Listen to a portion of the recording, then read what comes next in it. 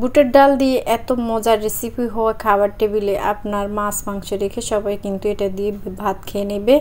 আসসালামু আলাইকুম, আমি আজকে বুটের ডাল দিয়ে একটা রেসিপি শেয়ার করব।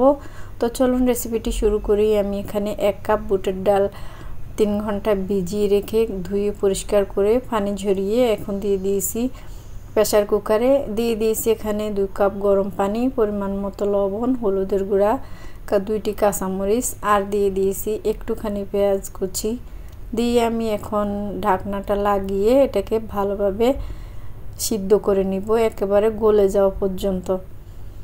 এখন আমি চুলায় একটি প্যান বসিয়ে দিয়ে দিয়েছি রসুন কুচি, পেঁয়াজ কুচি, কাঁচামরিচ মাঝখান দিয়ে কেটে দিছি, নেড়ে চেড়ে একটু ভেজে নিব।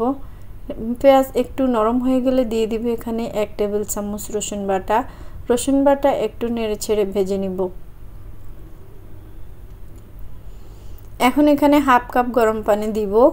1/2 কাপ গরম পানি দিয়ে আমি এখানে গুঁড়া মশলা অ্যাড করব। দিয়ে দিব এখানে পরিমাণ মতো লবণ, যেহেতু আগে লবণ দিয়েছি এখন আমি লবণের পরিমাণটা কম দিছি। হলুদের গুঁড়া, মরিচের গুঁড়া 1 চা চামচ করে, জিরার গুঁড়া, ধনিয়া গুঁড়া 1 চা চামচ করে দিছি। এখন আমি এটাকে নেড়ে চেড়ে মশলা খুব ভালোভাবে কষিয়ে নিব তেল উপরে ভেসে আসা পর্যন্ত। তেল উপরে ভেসে আসছে, মশলা কষানো হয়ে গেছে। এখন আমি কেটে ধুয়ে পরিষ্কার করে রাখা শাক দিয়ে দিলাম, কলমি শাক। আর এই শাকটা খুবই ভালো ছিল। শাক ধোয়ার সময় খেয়াল রাখতে হবে যেন ভালোভাবে ধোয়া হয়, না হলে কিন্তু বালু থেকে যায় অনেক সময়। এখন শাকটা একটু নেড়ে ছেড়ে কষিয়ে নিব। এই শাকটা হতে বেশি সময় লাগে না, সিদ্ধ হতে। দিয়ে দিব এখানে এখন ডালটা যে সিদ্ধ করে রেখেছিলাম ওই ডালটা দিয়ে আমি ভালোভাবে নেড়ে ছেড়ে শাকের সাথে মিশিয়ে নিব। আর এইভাবে রেসিপিটা খেতে কিন্তু ভীষণই মজার হয়। এখন আমি এখানে 2 কাপ গরম পানি অ্যাড করব, না হলে কিন্তু বেশি ঘন হয়ে যাবে। সিদ্ধ হওয়ার জন্য 2 কাপ গরম পানি অ্যাড করে দিছি।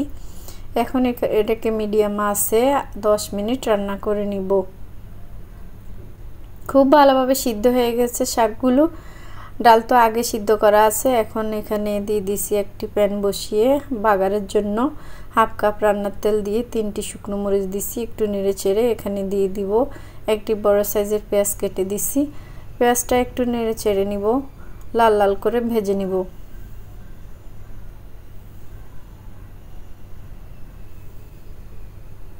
পেঁয়াজ ভাজা হয়ে গেছে, এখন আমি বাগারটা দিয়ে দিব। আর এভাবে বাগার দিলে পরে কিন্তু এটা স্বাদ কিন্তু দ্বিগুণ বেড়ে যায়। এখন আমি উপর থেকে ধনেপাতা কুচি দিয়ে পরিবেশন করে নিব। আজকের রেসিপি এই পর্যন্তই। তো কেমন হয়েছে জানাবেন, যদি ভালো লাগে লাইক কমেন্ট শেয়ার করে দিবেন। সবাই অনেক ভালো থাকবেন। আল্লাহ হাফেজ, আসসালামু আলাইকুম।